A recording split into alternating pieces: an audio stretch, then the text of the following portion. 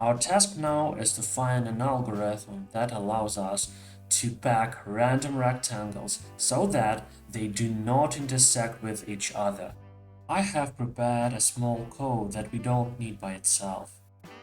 I propose an approach in which we lean new rectangles against the right border of those rectangles that already exist. The ones that are on the border of the canvas are easy to add, they just follow each other. Here we have some sliders.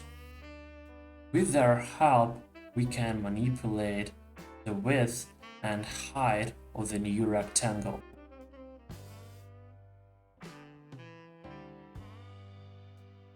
And there is also this add button. Let's try to behave like an algorithm. This one is good, we are adding it. This one fits too. And here are the problems. We should adjust its width and height. But let's first take a closer look at the y coordinates. We can notice that if the green coordinate is located below the blue one, we should change the width. Conversely, if the green coordinate is located above the blue one, the height should be reduced. Note that I'm not talking about more or less, but about the physical location above below. With the coordinate values, everything will be the opposite. Finally, let's fix the rectangle.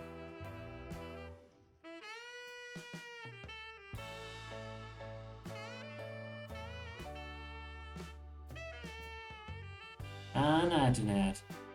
This one is good. The same problem, let's solve it the same way. And this one, I think the point is clear. Let's move on to the edge case. What should we do if a suitable rectangle does not exist? Then we just need to shift it lower.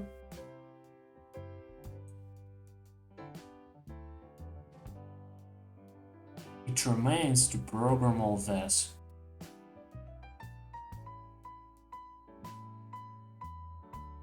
This is an auxiliary method for intersecting with many rectangles at once. And in fact, our algorithm intersect this rectangle with all the others, go through all the intersection points, check the y coordinates, find the minimum values of width and height, update everything in the rectangle. I note that the downward shift is outside the logic of this method. I've updated the code a bit.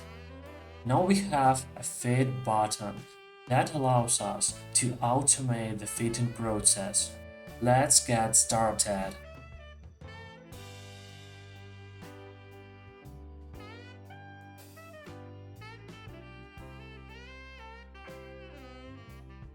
That's how it works. Let's continue in the next video.